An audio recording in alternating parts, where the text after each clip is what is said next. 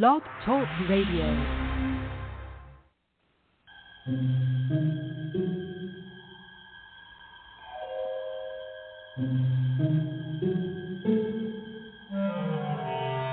Archangels, ghosts, and Bigfoot, oh my. It's just another night for Supernatural Girls. Real stories, real answers to life's biggest supernatural mysteries. And now for another exciting interview with paranormal experts from this world and others. Here's your host, paranormal researcher Patricia Baker, on the one, the only Supernatural Girls.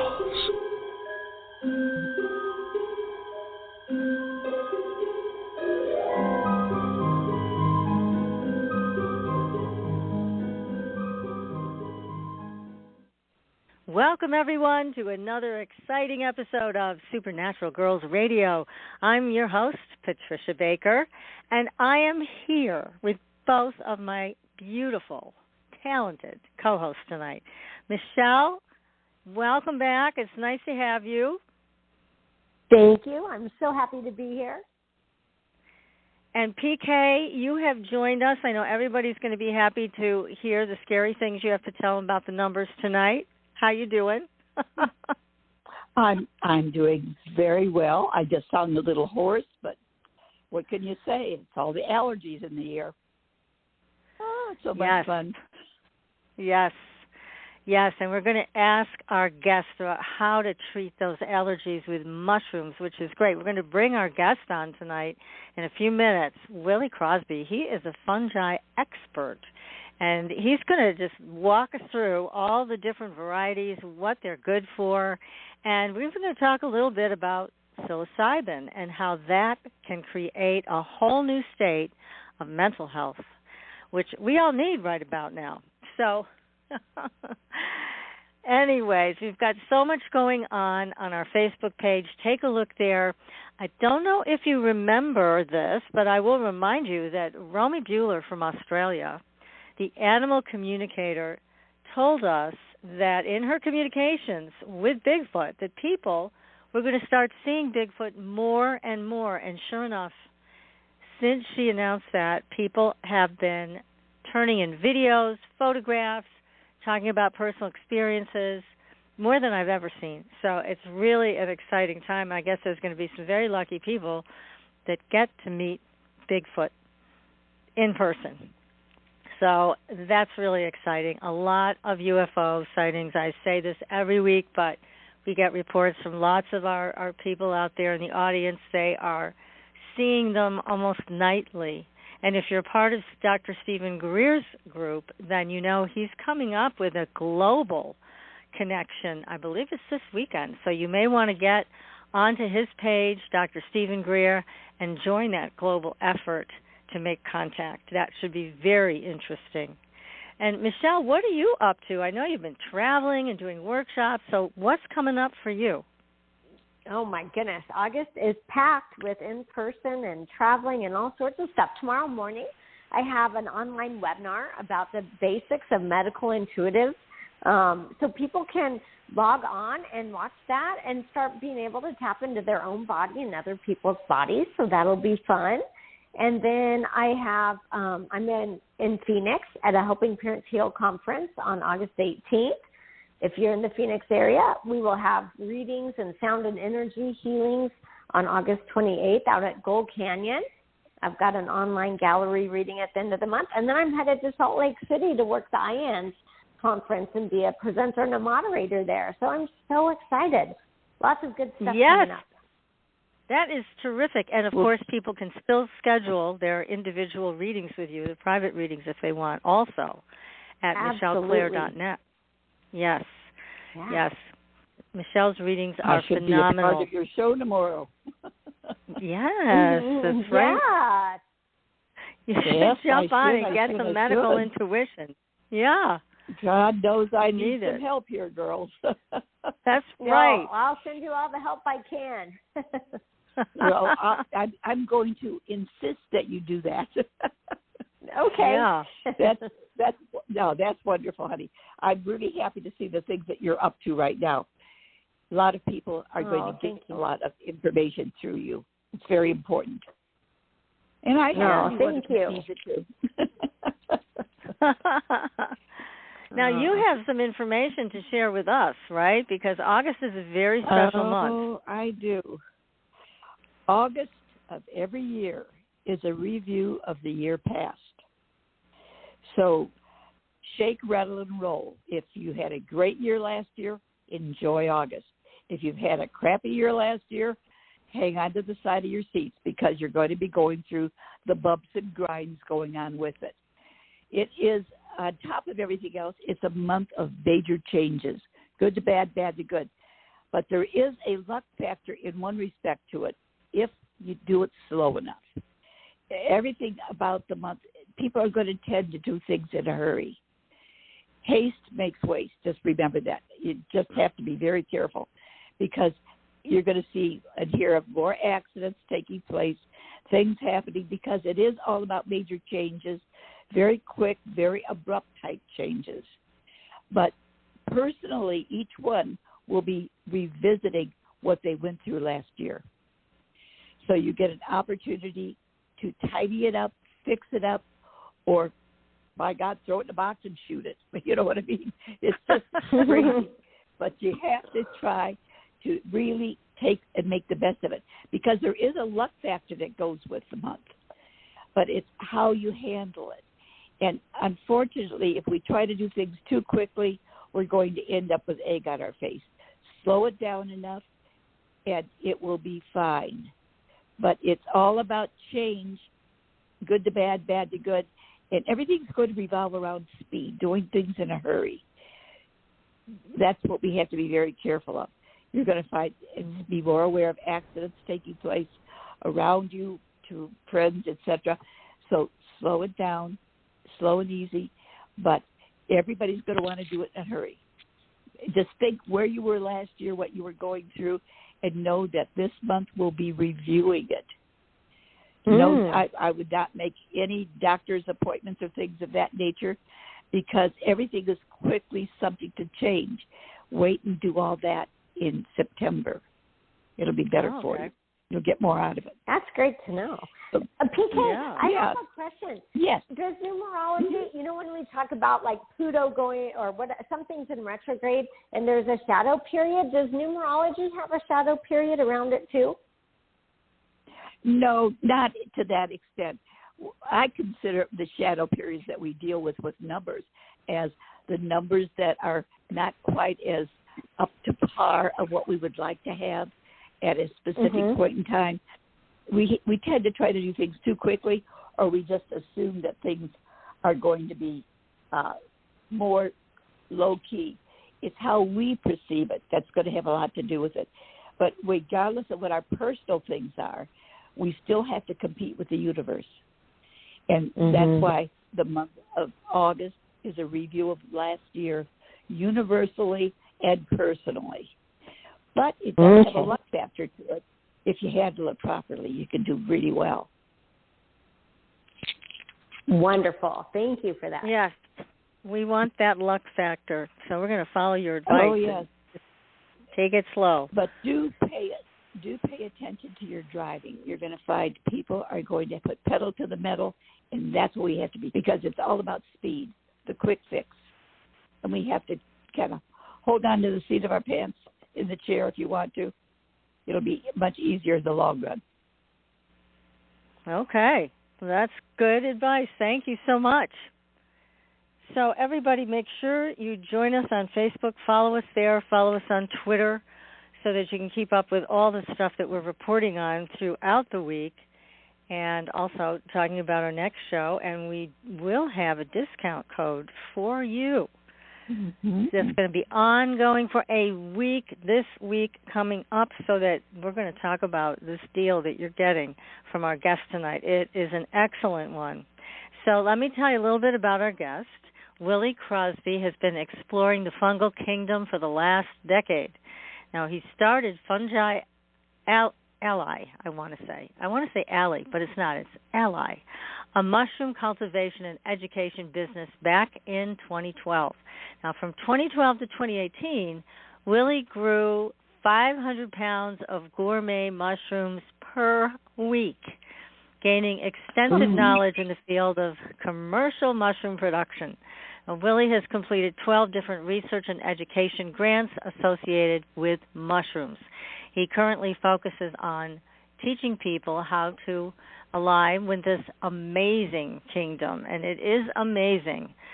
Through Fungi Ally, yes, I think I said it right, Willie offers mushroom grow kits, spawn, and extracts that he hopes will improve people's lives the way mushrooms have changed his life. So, Willie, welcome to the show. Patricia, thanks so much for having me on. I'm really excited to be here, and I already feel a softening in my body listening to the advice for August and of embracing a little bit of slowing down in these very active summer months. Yes. Is there a mushroom for that we can take that will help us slow down? I think a lot of the mushrooms will really help with general regulation. So a lot of times when I'm experiencing that speed, there's so many things, so many stimuli coming in that everything just starts going into hyperactive. And a lot of the medicinal mushrooms are modulators. They help to kind of slow down a superactive system and to kind of speed up a really slow system. So I'd say a lot of the medicinal mushrooms would be great for that. And then, I'm a big believer in meditation and yoga and just keeping your body, taking the time to listen to your body. So those practices always are extremely helpful as well. Yes, and they really are. You nailed the Fungi Ally. I didn't realize how many people would kind of think magic mushrooms, a back alley, Fungi Alley. Right. But it's like a friend. It's like friends, Right. They're your allies. Yes. Well, and can you talk to us a little bit about what scientists have discovered in the way mushrooms communicate? Because now we're hearing that mushrooms can do so much more than we ever knew. Not only healing our physical and mental states, but also cleaning up the planet, getting rid of garbage and plastics and things like that. I mean, there's so many things that mushrooms can do. So can you share some of that information? Yeah, I would happily. And there's, so much across so many different areas at this point. When I was in school, we didn't really study fungi at all. It was kind of like maybe lumped into the plants, but it's this whole kingdom that there had so much to offer and is really unique in the way that it interacts in the world. So the general idea of a mycelial network in the forest has really evolved over the last 2 decades, and researchers now understand it as a very interconnected ecosystem. And the idea of just one single tree and one single tree and one single tree just doesn't exist anymore because of these mycelial networks. So there are mycorrhizal fungi, and these are fungi that create a relationship with a living plant, right? And about 85% of all plants have fungi attached to their root system. And wow, what these fungi do, it's incredible. It's like most plants that we see have fungi attached to them, and they're helping them access water and nutrients, and they're also helping communication happen. So some people like to refer to it as the wood wide web, right? It's kind of this information. Interesting concept. It's this information and resource network that helps to, share nutrients between plants, send signals, say that, hey, there's a insect or a parasite coming, and get your defenses up. And there's even been research when a tree is dying, it will send its nutrients to its offspring through these mycelial networks. That's incredible. Interesting. Yeah. So this is a very high level of communication, right? Willie, this is a high level of communication. I mean, this is a worldwide community. I mean, yes, they're communicating within the forest they live in, but it seems like this goes way beyond what our initial understanding of mushrooms ever was, that they have this high level of communication.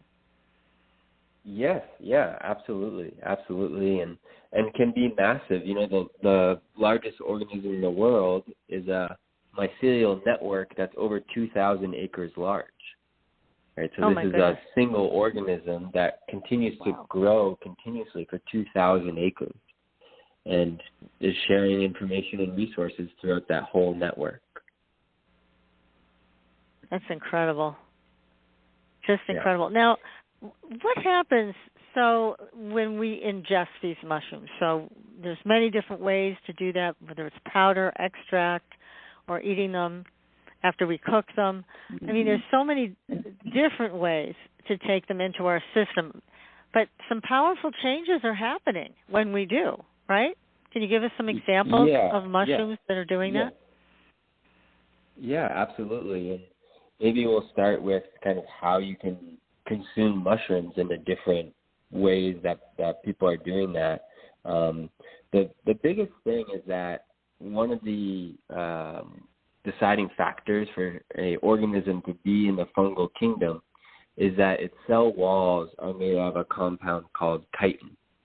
And chitin is essentially, it's like what insect and lobster shells are made out of. It's a very rigid material that we can't really digest. So mushrooms, raw, aren't very digestible for us. There's some compounds, like psilocybin and some other compounds that we can access even if they are raw. But most of the nutritional and medicinal benefits are locked up in this chitin. So, and for me, when I learned this, I was kind of relieved because I never liked raw mushrooms at a salad bar or something. I was kind of like, these are weird and taste like cardboard. So you really need to cook your mushrooms and break that chitin down. And the primary compound that has been studied for medicinal mushrooms are beta-glucans, and these are water-soluble molecules. So just cooking the mushrooms allows those chemicals to be released, breaks the chitin down, and gives a little bit of like a water extraction, right? Because mushrooms are like 80% water. So just cooking them is great. We're accessing a lot of medicinal benefits just by cooking and eating mushrooms. That's kind of the first way that I really recommend people consuming mushrooms, and it's great to kind of minimize, your meat intake, and then the next way is in tea or a powder that's been hot water extracted, and this is going to give you a huge amount of the beta-glucans that you want to be consuming, and with a powder, it's really easy to consume, right? You can just put it in a smoothie or throw it in a glass of coffee or tea or, any way you'd like it. Now, the last way that extraction is happening right now is through a water and alcohol extraction. And some of the mushrooms like reishi and chaga have different acids that are only alcohol soluble. So when you're dealing with those mushrooms, it's best to get a kind of whole like aspect of what the mushroom has to offer, to do both the alcohol and water extract. Now, how long does that take? I mean, if you're trying to turn something into an extract, you're talking about keeping it in that solution for how long before it's viable? With hot water, it's like 8 to 24 hours. It's, overnight is really good. No, it's not too long. Chaga is one of my favorite mushrooms just to make at home. And I just throw a chunk, like a golf ball size, into my crock pot on low overnight. Right? And that makes a great, really, really good tea. And chaga grows exclusively on birch trees. And it actually extracts some of the betulum from the birch trees. So you get this kind of like birchy flavor in the chaga, which is really, really delicious, mixed with chai spices, and is a fantastic mushroom to consume. Now, I've heard, Willie, that some people are selling chaga mushrooms that are kind of old and dead, and they don't really have value. So how do you know? When you go to buy fresh chaga mushrooms, how do you know that that's what you're buying? Yeah, so, you're pretty much always buying chaga dried, and it's, I think, just, calling the supplier and knowing the supplier, asking them where they harvested it from. There's small foragers around the Northeast in Canada that harvest a good amount of chaga and get really high-quality products.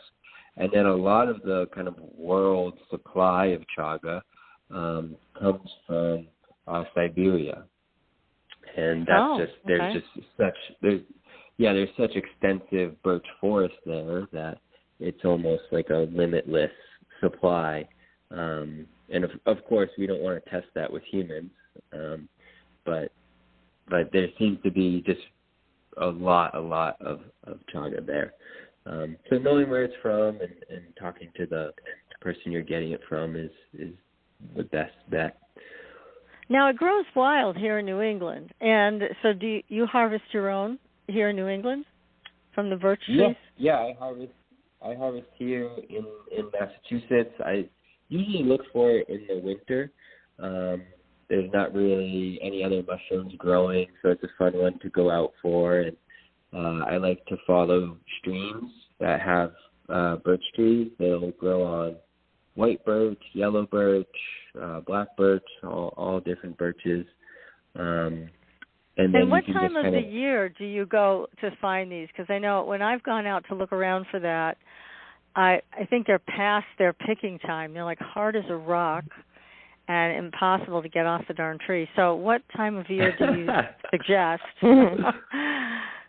So you don't need a hammer and a chisel. No, you do. You need a hammer, really, to get them off. No matter what time of year. Yeah. Oh my God. Yeah. Okay. So I'm just going to buy them from you. They're never just a fresh, soft mushroom. They're always this really hard, really dense mushroom that's almost like breaking off a piece of stone. Yes. And what I found in working with chaga is that it's a really good liver detoxifier and toner.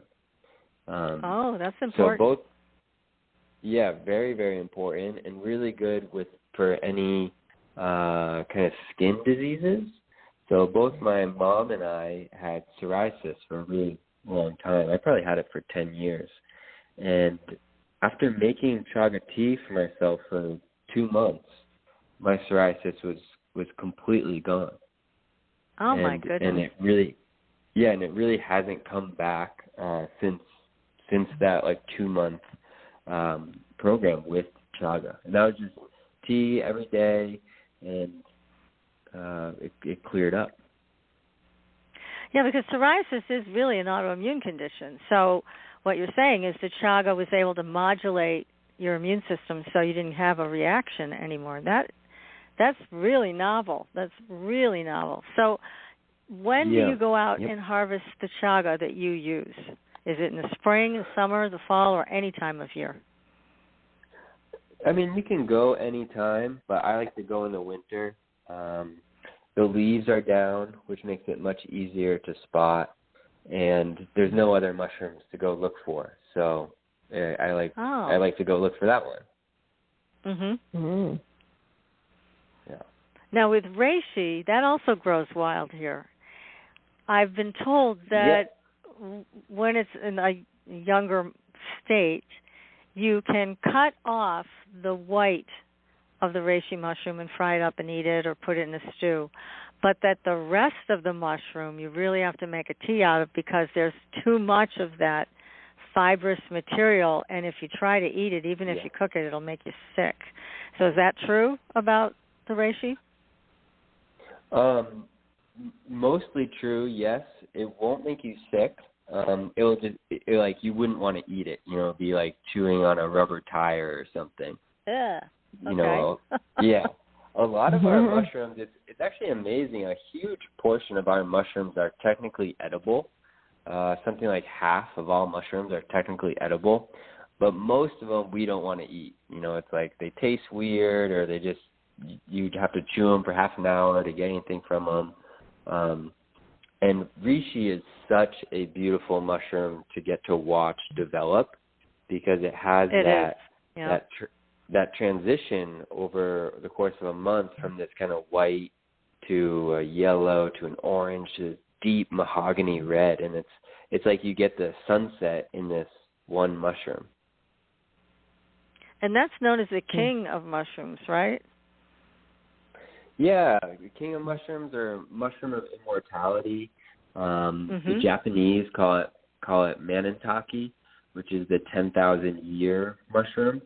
So there's been a lot of research and history of use with reishi, particularly in Asia. Really with all of our mushrooms, there's a lot more tradition in Asia. And it's been used by sages and royalty in China and Japan for a really, really long time. And for me, it's my kind of base mushroom. It's one of the best immunomodulators. So like I was mentioning earlier, it's able to support a weak immune system or tone down a hyperactive immune system. So, you know, if you're struggling with allergies, as you were mentioning earlier, this would be a great, great mushroom to work into your repertoire and start taking. And a lot of the mushrooms are more kind of a preventative approach. They're not necessarily like, oh, I have a cold, I should start taking this. It's kind of like, okay, let's build up a stronger, more balanced system over a period of time,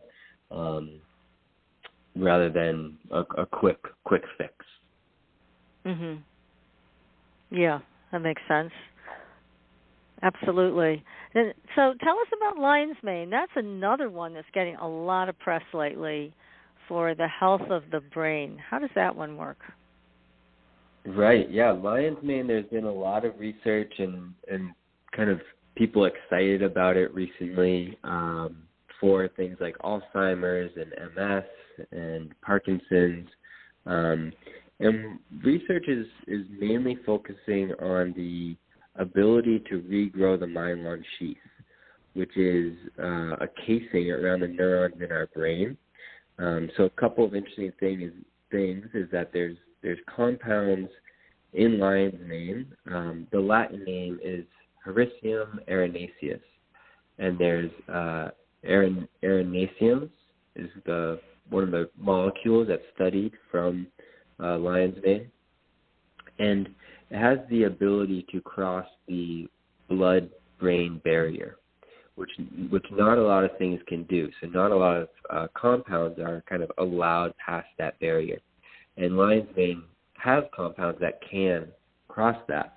And what they're able to do is like if you think of your neurons like an electrical wire, right, like a cord from a lamp. We don't see the actual wires. We see the covering of those wires, right? This plastic coating, and that's what your myelin sheath is. It's the coating around the actual wires that send, electric pulses. So the lion's mane helps to regrow and support that myelin sheath. That's excellent because That also is a part of the ALS problem, the Lou Gehrig's disease, right?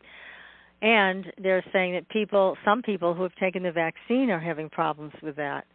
Their myelin sheathing is being stripped. Yes.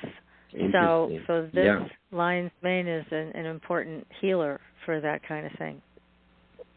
Yeah, really important. And it tastes good too. You can cut that up and they see it in the store all the time now. You can actually cut it up and stir fry it with your other vegetables if you want. Yeah, it's a great mushroom to eat. Good to make like faux crab cakes and have fun with. I think it has a little bit of like a seafood-like flavor to it, and is really tasty. It's also, I like cooking it with some like lemon as well, and it just brings out the flavor really well. But I think it's. Yeah, it sounds good. As we're looking at a lot of these brain diseases, right? There's kind of the degradation of the myelin sheath, and there's degradation of neural connections, right? And this is kind of one of the important places that psilocybin comes in, right? So magic mushrooms, and its capacity to actually allow new neural connections to happen in the brain.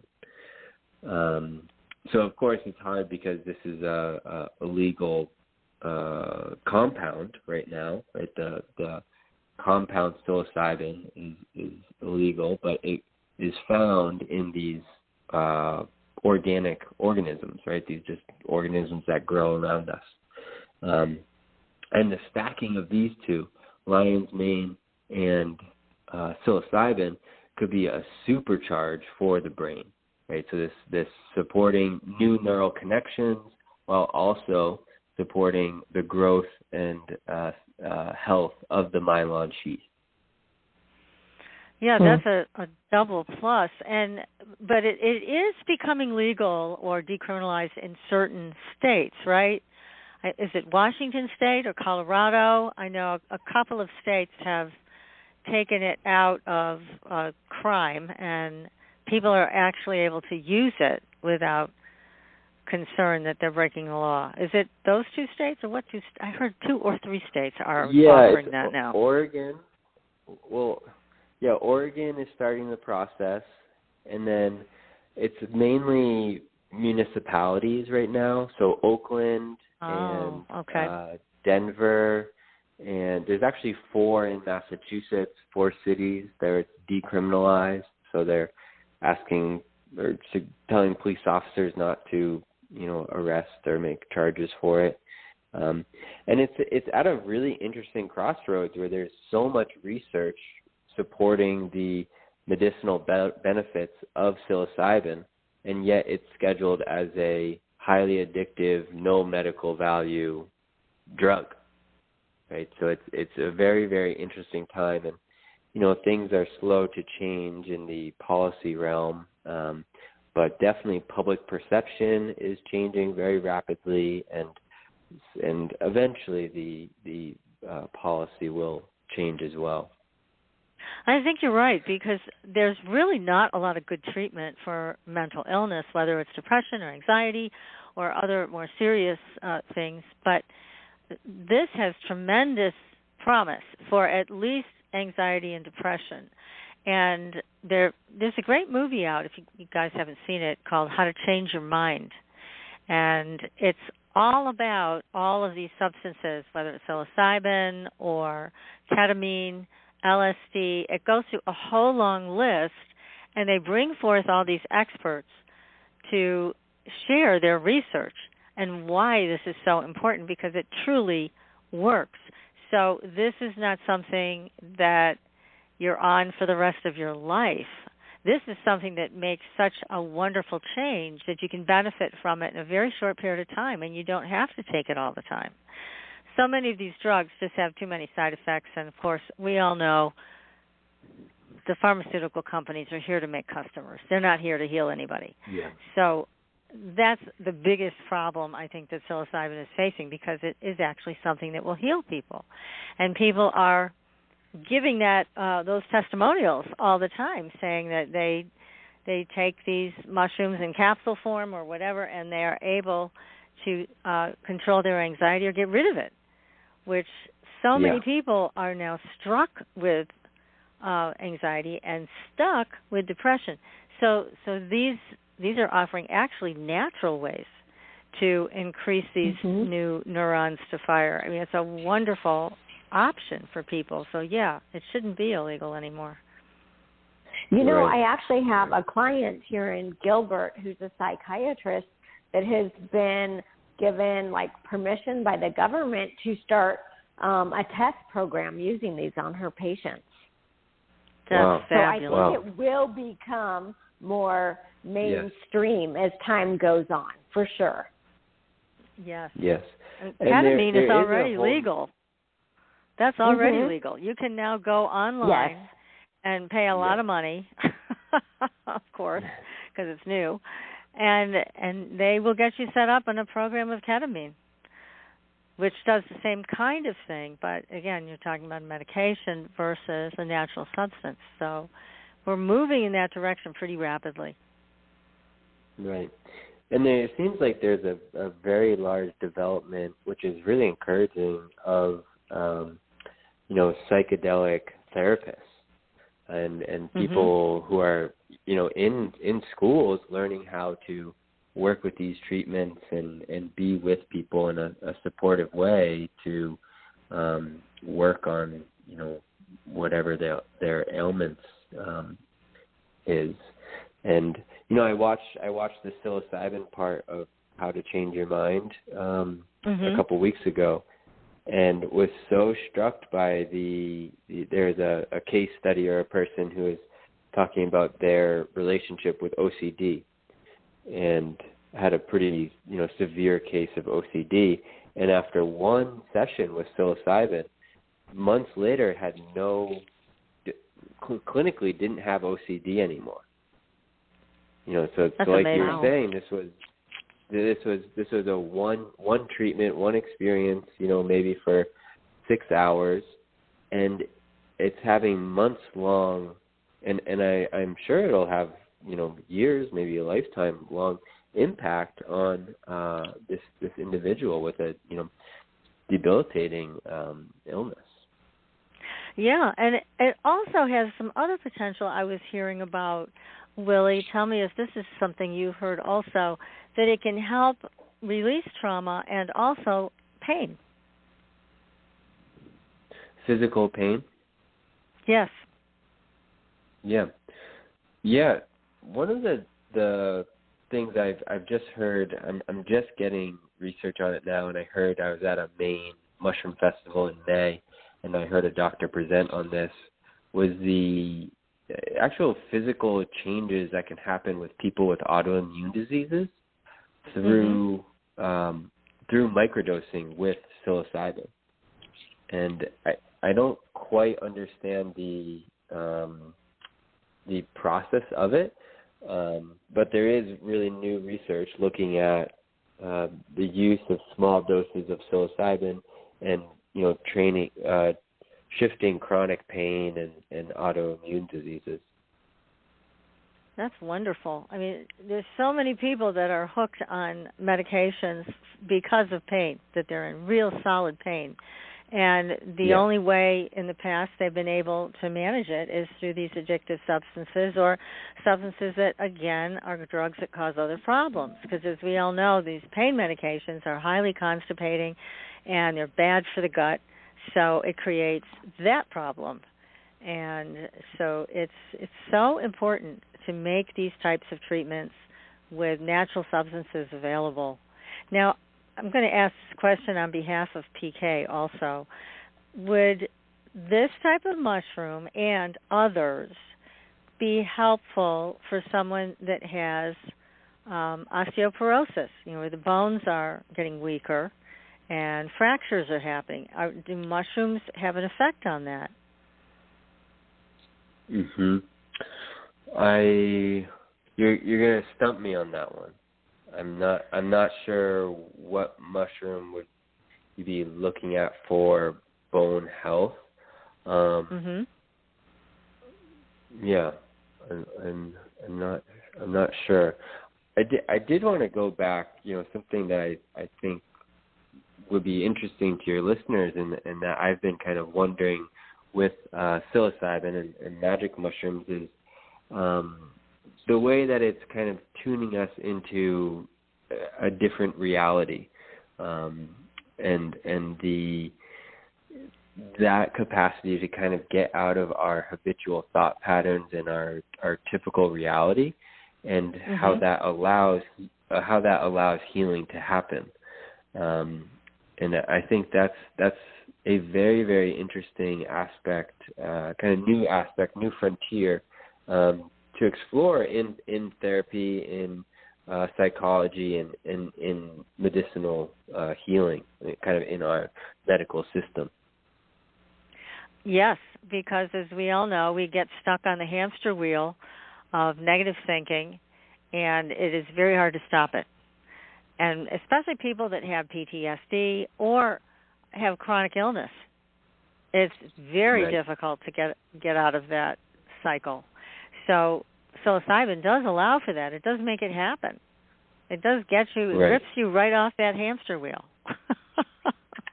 Absolutely, which is great. Have you seen the image of like your brain normal and your brain on psilocybin? I have not seen that. Now that's an interesting image to see. What can you describe it for us? Yeah, it's fascinating. It's kind of like, here's your normal brain wave, right? And there's 7 or 8 areas of your brain, and there's lines going between different areas, and it's pretty clear. And then it shows next to it, here's your brain on psilocybin. And there's all these lines to places that weren't connected before. There's a lot more lines, a lot more activity. And I think this is where you kind of can get into the like hearing touch or like hearing colors, or kind of that cross sensing that can happen while experiencing a mushroom trip, or being able to read other people's minds, or communicate, to like tap into this group thinking.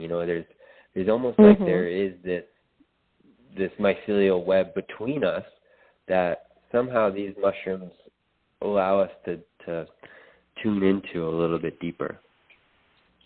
That's exciting. What I think, it is exciting, and I think kind of our everyday human mind builds walls around us. So picturing ourselves in the room, right? And we have these walls. So we can see what's in the room, we can guess what's on the other side, but we feel kind of blocked. And so my guess is when someone does magic mushrooms, it's like the walls come down and you can tap into that universal web. And that's where the telepathy and the connection with spirit and the other things seem to flow so easy. Yeah, right. Well, we all need some of that, and I think now tell me this too, Michelle, because I'm wondering, and you're probably thinking the same thing, for people like us that are relying heavily on our psychic abilities, I would think it could expand that tremendously. Is that what you're thinking, Michelle? I would absolutely think so. Yeah, I was thinking it totally would, and I would think that it would, kind of like I said, you and I are still thinking within the 4 walls that we live in, or whatever, and so it seems like something like that would at least, and this would be my question, does it continue on after the experience, or would it only do it for those 6 hours? But my guess is it would actually probably open it up to a higher level continually.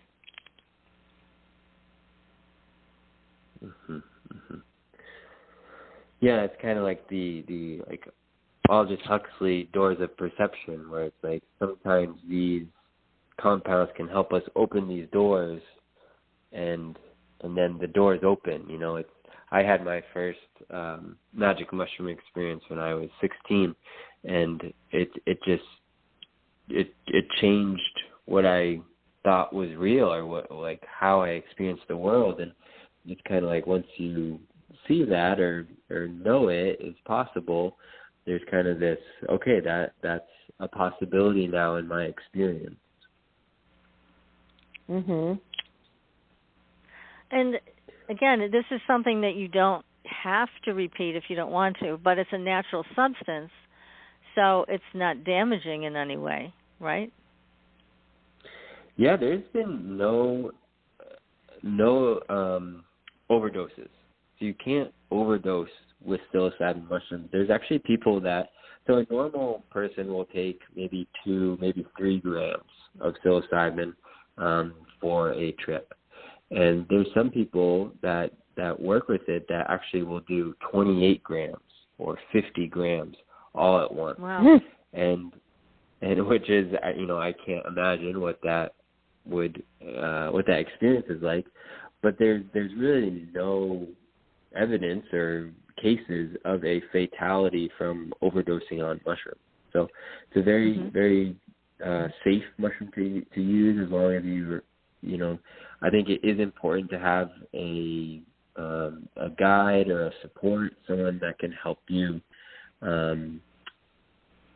have some in touch with reality. If there is a kind of like, I don't know, because you can lose a little bit of the ground, of the sense of what's real and what's not. So it's very helpful to have someone there that can, be like, okay, this is what's real in this realm. Let me ask you this, because I've never done any mushrooms like that. So the only thing I can say is I've heard people say, oh, I had a bad trip. Is there something you could do to set someone up to not have a bad trip or a bad experience? Like, how do you set the groundwork for that? Yeah, there's so much culturally that can set it up either way. There's a big one which I've struggled with in the past is paranoia around just it being an illegal substance, and I've worked with other people where that fear comes up of there's something might happen, someone might get me or something like that. But really the most important thing is being in a setting that feels safe and feels comfortable and is familiar and isn't stuck or too overstimulating. There's a lot of like, let's go to a concert and take mushrooms, and that can be appropriate at a very small dose, but as you get into larger doses, it can become extremely overwhelming to be around so many people and having all these stimuli with that kind of experience. So I think if you're in a safe setting and there's maybe 1 or 2 people around that you really trust, then you're really setting yourself up for a positive experience, and it's a real journey. You go pretty far in a short amount of time. Well, that's amazing. So it's good to know that you're definitely not saying, oh, try this at home. You're saying the right way to do this is with somebody to guide you through it, make sure you're in the right setting, the right situation, because it's actually laying the groundwork for the journey you're going to take. Right. Yeah, yes. And I think, that's what's nice about seeing, schools training people in this. And I think there is also a very deep magic and connection that these mushrooms point to with nature. So some of my really most beautiful experiences have been in nature, outside, with 1 or 2 friends, experiencing these mushrooms and really experiencing how alive and connected all these things around us are. So I think the connection to nature is something that we shouldn't let go of either with this. It doesn't just belong in in like a therapist's office. That's interesting. Now, I've heard that people can get around selling these by just selling the spores because those aren't regulated. So you can actually grow your own psilocybin, and there are people selling kits online so that you can do that. So, but then you don't know, well, I guess you could find out how to dose with these mushrooms, but those spores are not under federal law, right? Yep. Yeah, that's correct. So, what's illegal is the compound psilocybin. It's not the actual organism that's necessarily illegal, and the spores don't contain any of that compound. So, people sell it for quote-unquote microscopy use only. So they're just looking at spores under a microscope, theoretically, and not growing them. But yeah, that's kind of the way if you want to cultivate them at home to do that. And then in general, it's good to start, I like to just start whenever I grow a batch of mushrooms with maybe half a gram, and then do a gram, and then do 2 or 3 grams, and then, 5 grams would be a very, very strong dose. So you can kind of just slowly work up what you're working with. And you said that it really helped you with paranoia. Well, one of the things that really came up during several of my experiences was paranoia. And maybe this is something that was just in the background for me and became highlighted, or maybe it was just part of the experience of I'm afraid that the powers that be are coming to get me or something. So I think as culturally, as that relaxes a little bit, as there's less stigma and prosecution around use of mushrooms,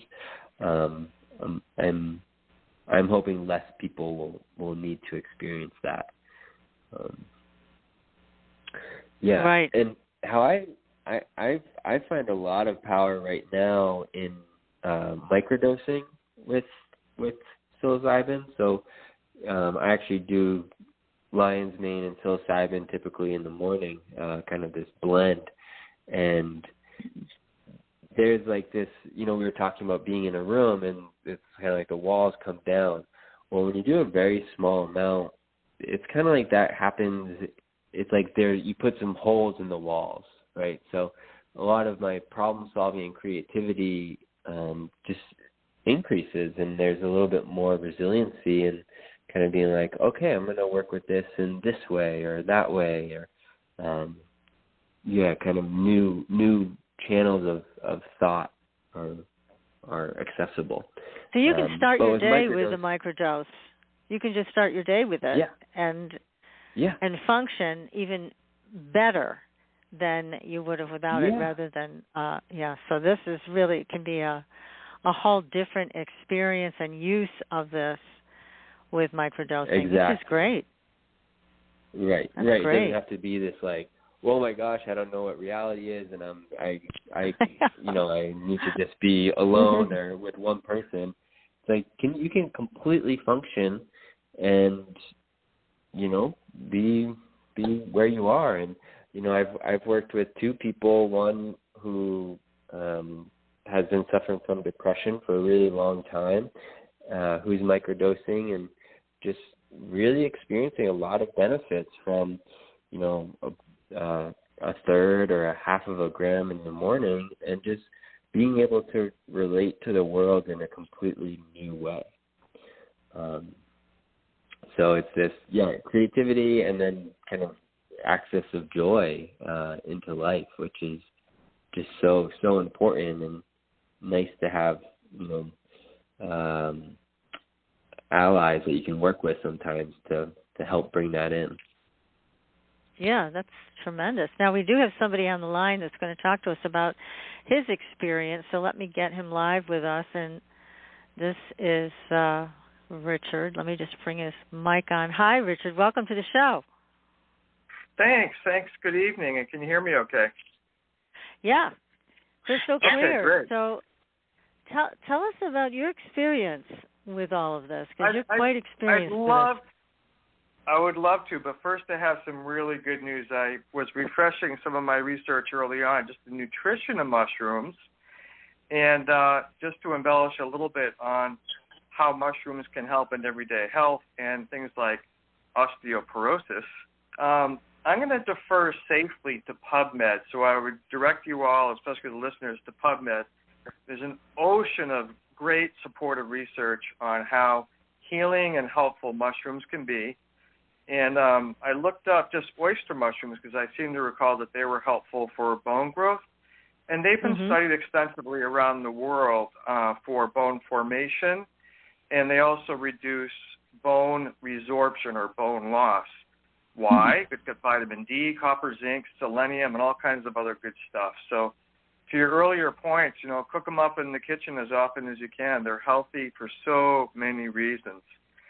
But to get to the nut and expand on what Willie was saying, I was in a rough spot just over a year ago with throat cancer, and then I had some tricky things going on from a neuromuscular standpoint that the doctors couldn't figure out. It was tightness in the neck and the shoulders and weird muscles. And despite that, mentally I was in pretty good shape. I was having some productivity issues, but lion's mane and psilocybin basically rocked my world. I'm going to be in my early 60s this year, but the rejuvenation of my nervous system, the improvement in lucidity, clarity, and even a bump in my problem-solving skills was apparent just after a few days. And, unlike drinking a pot of coffee or medications, it's just very even and centered focus. It's hard to explain. I think Willie touched on it, but in short, it's amazing, and it's almost hard to believe, and that's why I'm careful to talk about it. And I think for those listeners that know, I think you do have to be careful about making claims because it's almost too good to be true. So that's why I would push people back to the safer way of talking about it is through the science. And there's a surprising amount of studies out there already that will help people better understand and appreciate these God-given things. It's all good as far as I'm concerned. Yeah, so it sounds like you've had tremendous benefits from just the microdosing and combine that with lion's mane. Now, with lion's mane, so you do this first thing in the morning. Do you take a capsule of lion's mane? Yeah, luckily, I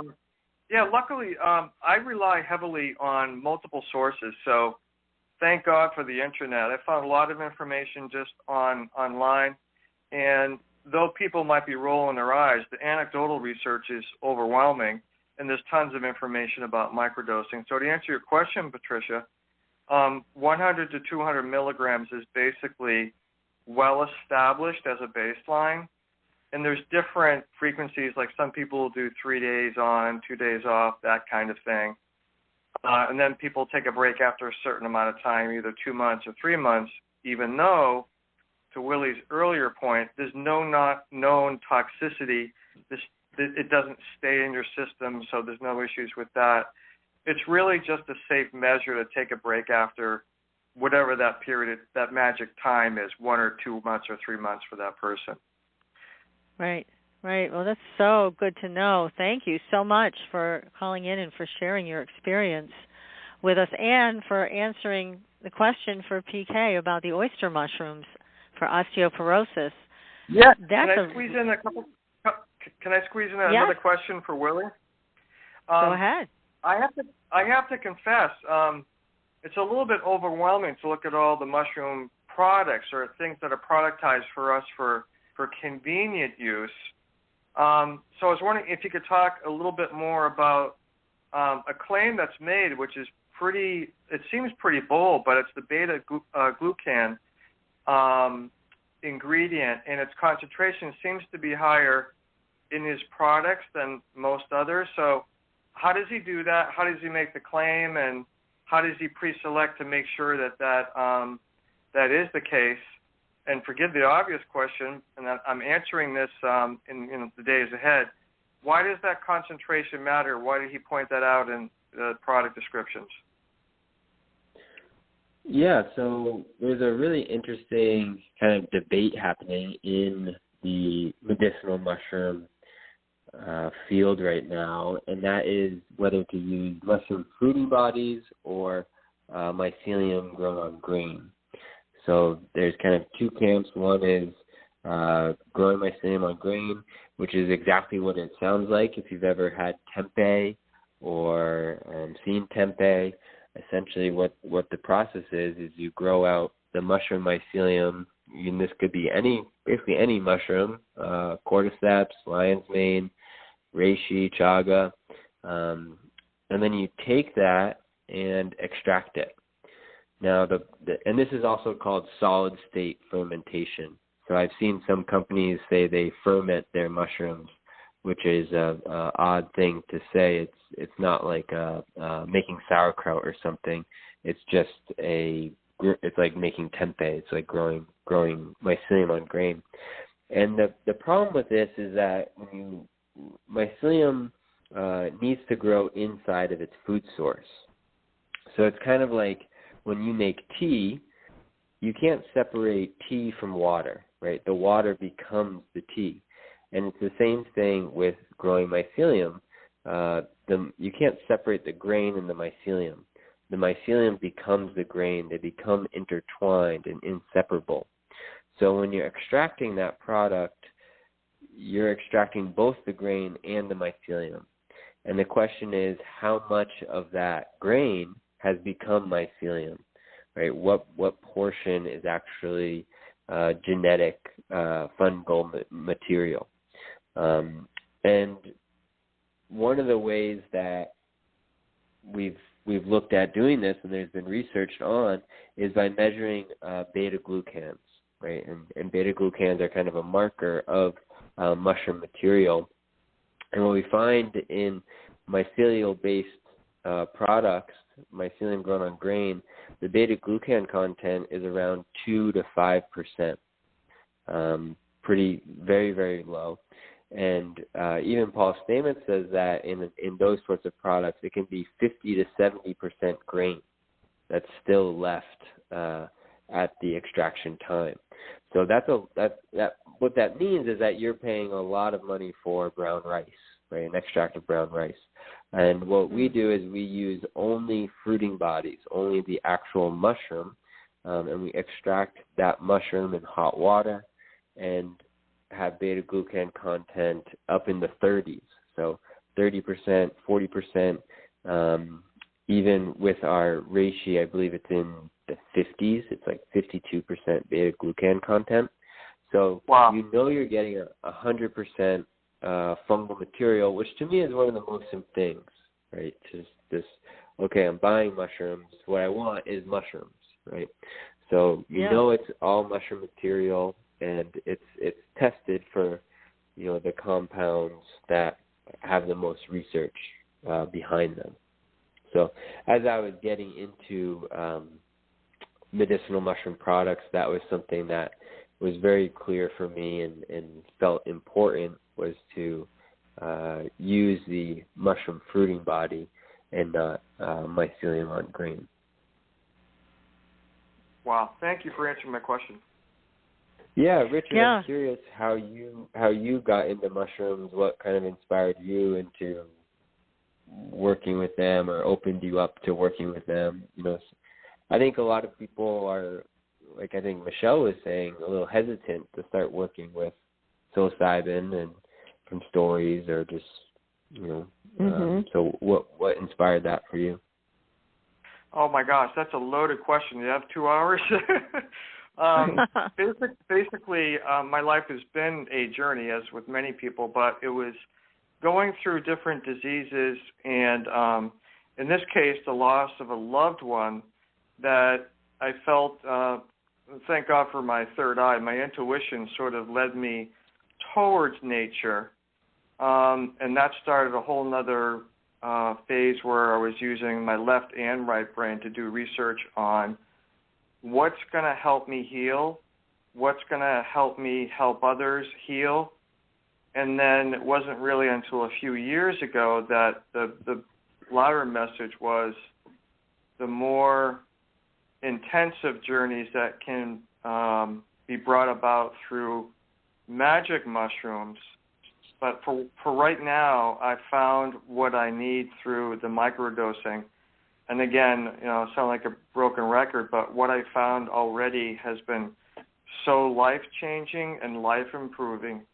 I'm just so amazed and grateful to the bigger things that have opened up for me in my life, and really just going back to gratitude and thanking the Creator for everything that He's given me. So I don't know if I answered your question directly, but it's opened up and changed my life in a very, very beneficial way. Yeah, thanks for sharing. Yeah, thank you very much, Richard, for your questions and also your answers. So it's, again, it's something that needs to be legalized, decriminalized, something that we should be able to get and use, again, with help from knowledgeable people like you, Willie, and it's just time, I think, for people to stop being afraid of it, and especially to make it accessible. Now, let's talk a little bit about what you offer, because you have an online store where people can go and purchase your products, which we know are top of the line. I mean, Richard brought that out. It's your products are very much top of the line products. So tell us what we can find and what we can purchase on your website.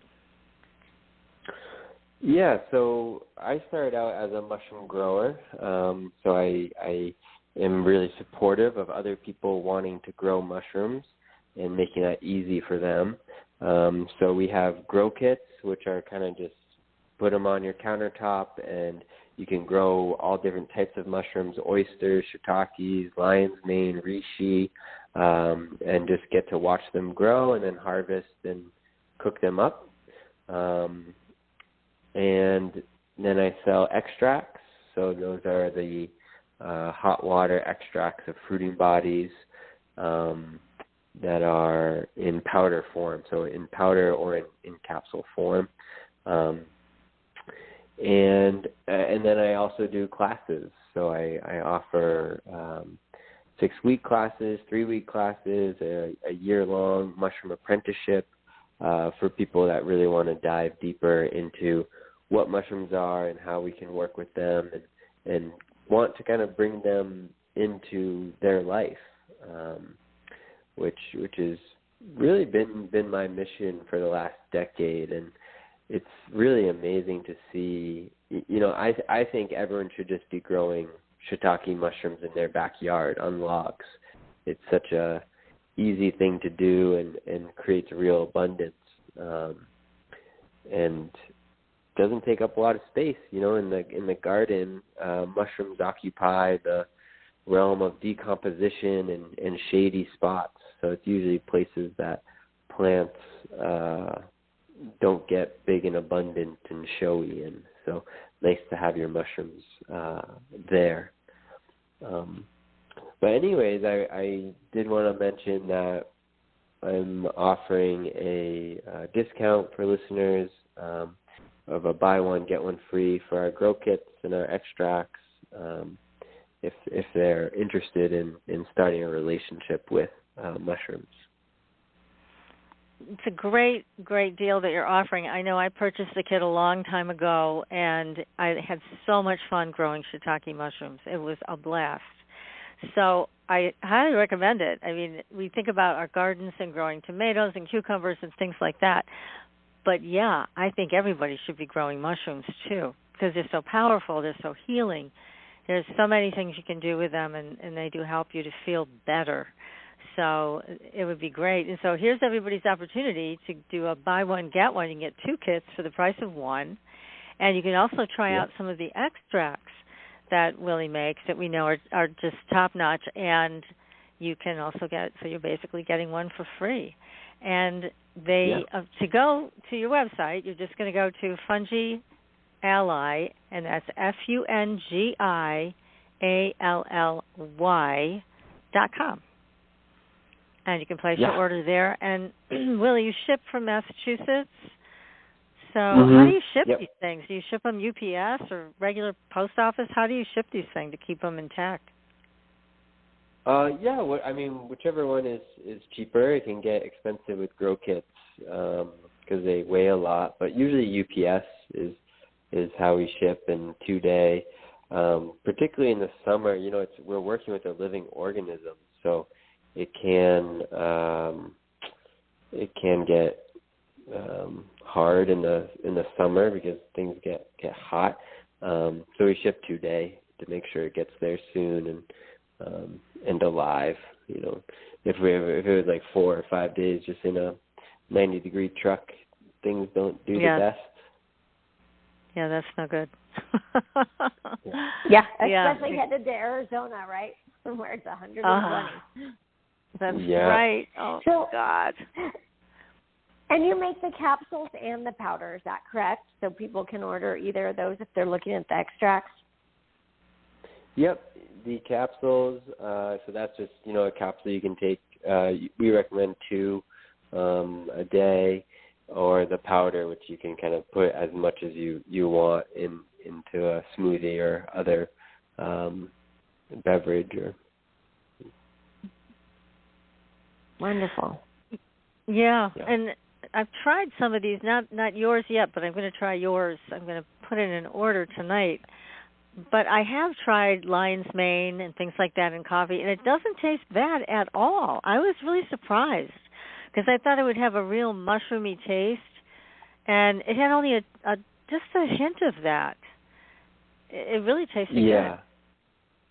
Yeah, and it's not like a huge amount that you're putting in, so it's just a little scoop of powder, and it's not a mushroom blast flavor, which I think is good. Sometimes I'll just do like a little bit of water with the powder, and then it's more bitter medicine. But in a whole drink, you really can't taste it. Right. Now you also teach people how to forage for mushrooms too. Yeah, that's one of the things I just love about mushrooms, and it's so interesting that there's something like 150,000 species of mushrooms, estimated species of mushrooms, and we've identified about 20,000. So something like 12% of all mushroom species we've identified. And there's a lot of those that we can't cultivate. We don't know how to grow them, how to fruit them. We can only go out into the wild and harvest them. And it's really, I find that to be such a powerful experience. And this like tuning into a different network and wondering where they are, going through the woods, picking mushrooms is a fantastic experience. I always recommend people start with 5 or 6 mushrooms that are pretty safe to eat and that they can know, and then kind of expand out from there. Yeah, because you can get really, deathly ill if you eat the wrong mushroom. Yes. Yep. Yeah, we have a couple of deadly mushrooms. I want to say all mushrooms are safe to touch, right? So you can touch any mushroom. You can even, and I have tested this, you can put any mushroom in your mouth, chew it, taste it, as long as you spit it out. But there are definitely a couple of deadly poisonous mushrooms in Massachusetts, in the Northeast, that are very unpleasant ways to go. So it is really important to identify and know what you're eating. Yeah. What about definitely in Arizona, the mushroom element here? Is there something that would be helpful for growing them here? I mean, water would be the biggest thing in Arizona. Yeah. It's so hard when things are very, very dry. Right. A lot of what you see out, a lot of what you see out there are more shelf fungi. You don't get as many of the fleshy fungi. They're more kind of like growing on dead branches and things like that. So like a turkey tail, which is a mushroom that we haven't touched on tonight, but is really, really potent, and there's been a lot of research looking at its role in in relationship with cancer, and that's a polypore mushroom that grows on a branch, right? So it's kind of more of those like tough woody mushrooms that you see out in Arizona. Mhm. Interesting. There was a lady here from Poland who really knew her stuff like you do with mushrooms. And I wish she was still alive because I would have loved to have gone on a mushroom walk with her. But she did take on a student here, a young guy, and she said, normally when I go and I teach people, we'll do a whole bunch of mushrooms at one time. But you're not so smart. So we're going to do one at a time with you. Right.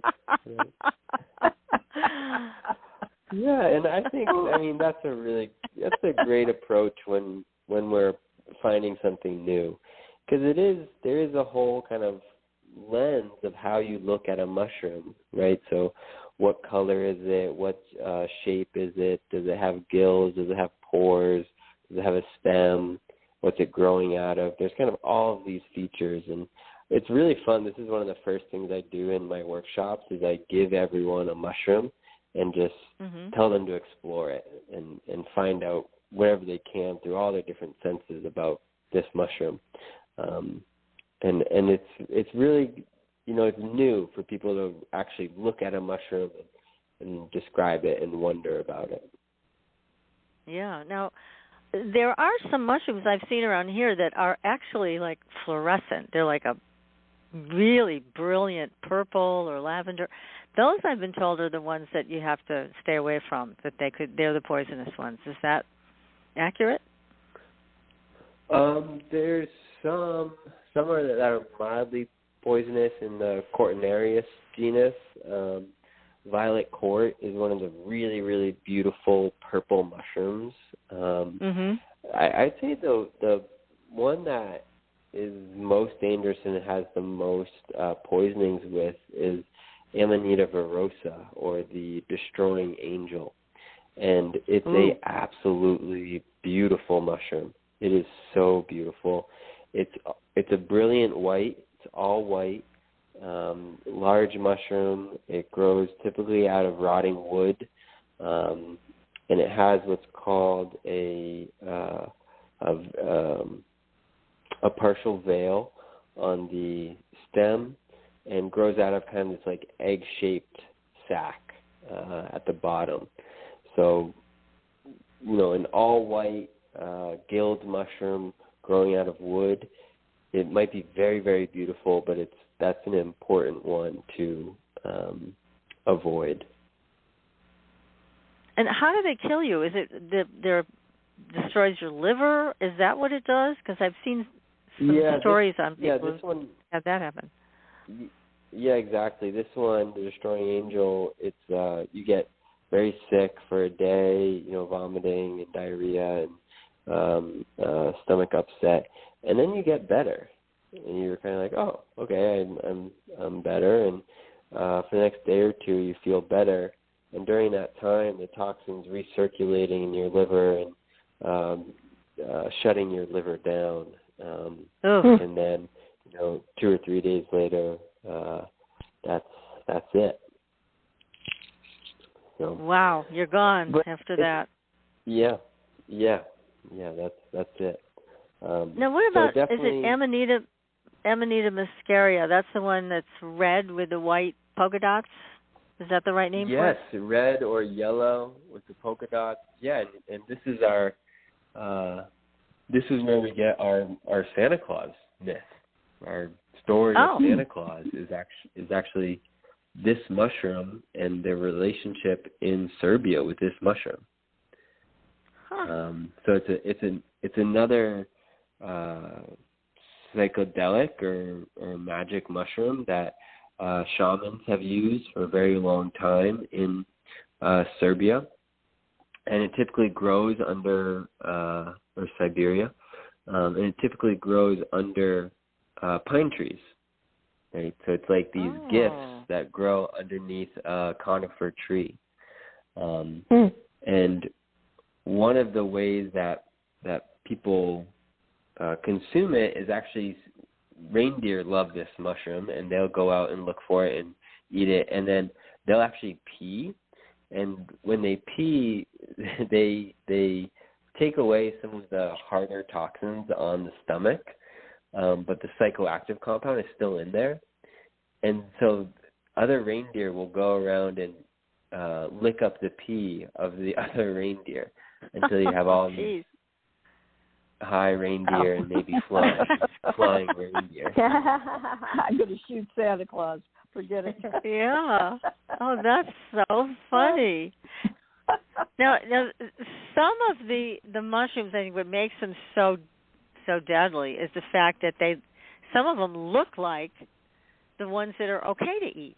So it's very difficult to tell them apart. So you really have to know what you're doing. Yeah, that's the thing with the destroying angel, is it looks like a mushroom that's common in South Asia called paddy straw. Mm-hmm. And there's people, it doesn't grow over in Southeast Asia, so sometimes people come here and then confuse the two of them. But that's why it's kind of important to just learn the anatomical features of mushrooms when you're kind of starting out foraging, so you can actually tell the difference between the mushrooms. But you take a mushroom like chicken of the woods, which is just a fantastic mushroom, fruits around now throughout the whole East Coast. And it's a bright orange mushroom with a yellow underside that is very hard to confuse with anything else. And it fruits very abundantly. It fruits really abundantly, and we don't know how to cultivate that mushroom at all. So you can only get it through foraging. So it's mushrooms like those that are really good to start with, where it's like, there's just nothing that is going to look like this, and it's really, really tasty. You can't get it anywhere else other in the woods. So, go out and look for that one. And reishi too, right? They don't have an imitator that is deadly, do they? Right. Nope. So reishi, both of these are what's called shelf mushrooms. So they're polypores that are growing out of a tree, kind of like a shelf on the tree. And reishi, similar. It's fruiting in June mostly, and then you can harvest it in July as well. Doesn't really have lookalikes, so it's a pretty safe mushroom to go out and forage. Yeah, it's great. I wish I had your expertise. There's so many mushrooms that grow wild here, but I certainly wouldn't feel comfortable picking them and working with them unless it was a reishi. Reishi, I know what that looks like, so that one's okay. Yeah. And then there are those puffball mushrooms. Those I've eaten before. Yeah. Those are great. And some of them get really big, too. Yeah, I heard that the largest puffball they've seen, it was like 1800s in New York, and from far away they thought it was a sheep. Oh my God! This puffball, so they're like, is that a sheep over there? And nope, it was a mushroom. Oh my goodness, that is so funny. Jeez. Yeah. So that's the giant puffball, and as long as it's white on the inside, it's a great mushroom to eat. Kind of like tofu sort of thing. Marinates great, and yeah. And what about does that have an imitator also that's dangerous or not? No. It's just important as long as the inside is white. It hasn't gone black or something. Then it's good to eat. And if it has gone black, I like to just kick it around. Some people say, "Oh, leave it alone," but you're really helping it spread the spores. So yes, you can right. You can have some fun and kick it around and throw it around the yard, and maybe you'll inspire some mushroom babies. Yeah, I noticed there were a lot of them that grew around here when I was dumping some wood ashes and in one spot on the lawn, and I noticed that these mushrooms popped up. the puffballs. So do they like? They must like that then. They must like the ashy wood. Yeah, I'm not sure. It might. I see them a lot in lawns, and there might have been something in changing the pH by adding wood ash that inspired them to fruit. It's such a mystery why mushrooms fruit. It's so interesting and a radical transformation to see them go from mycelium to a mushroom fruiting body. And you can actually take a little piece of the mushroom fruiting body and put it on a petri plate, and it becomes mycelium again. Oh my! Oh, for heavens! Oh. So and you could do that with like a mushroom in the grocery store, like an oyster mushroom or something. It can just revert back to being mycelium. That's incredible. Well, there's a real intelligence about all of them, and like you're saying, we've only identified a small percentage of what's here, and we still don't understand, I'm sure, a lot about how they communicate. There's so much to learn from them. Yeah. Yes, so much to learn, and it's so exciting to see there's so many applications across disciplines. You know, you're seeing them as like leather replacement and as packaging replacement and in microremediation and in building supplies, and it's just like this world of fungi is really starting to unlock bit by bit, and I'm excited to see where it continues to go. You know, 10 years ago when I started, you know, it was very, very different. So just in the last decade, there's been a big explosion around knowledge and excitement about mushrooms. Certainly gives us a different look when we're looking. Say that again, PK. I think I missed what you said. I think it gives us a total different look when we're looking at a mushroom. We've just taken it for granted. We store whatever, but don't think about all the aspects that come from it. It's incredible. Yeah, really. I was something to go with for a mushroom soup, but I never thought about all the other aspects that we talked about tonight. Mm-hmm. Yeah, this has been so helpful, Willie. This has been really inspiring for all of us tonight that have been listening. This is great stuff. And I wanted to ask you also, do you sell mushrooms, like by the pound? Like if I wanted to buy some morels, my favorite, do you sell mushrooms like that? I don't anymore. So I shifted to just e-commerce business back in 2019. Just managing a production mushroom farm was a lot. So now I just grow for myself and maybe some friends every now and again when I have extra. You just acquired, but you can, but you can get a grow kit and grow some yourself. I can grow. Can I grow morels? You can't grow morels. There's some people trying. They have successfully grown morels in cultivation, but they're technically a different species, so they're not going to taste the same. And that's really probably my biggest, like, my next mushroom adventure. I would love to go to the West Coast and harvest morels because they fruit the year after wildfire. So I'd love to, and they fruit very, very abundantly. It's like you could get hundreds in, of really like the size of a room. You could get hundreds of morels. Oh my God, that's great. So that's where, that's where most of the morels come from. I'll be darned. Well, Willie, thank you so much. Unfortunately, we're running out of time, but it's been great having you here. And everybody, you can go to Fungi Ally, that's FUNGIALLY.com, and use the code, which is Heroic Dose. I'll put it on the Facebook page tomorrow, so you can just click on the site and go there with your code and buy one, get one free. So again, we've had a great show, everybody. We'll be back next week with another one. And until then, we'll see you on the Blue Highway. Good night. Good night. Good night. Thanks for listening. Tune in next week for another radio adventure with Supernatural.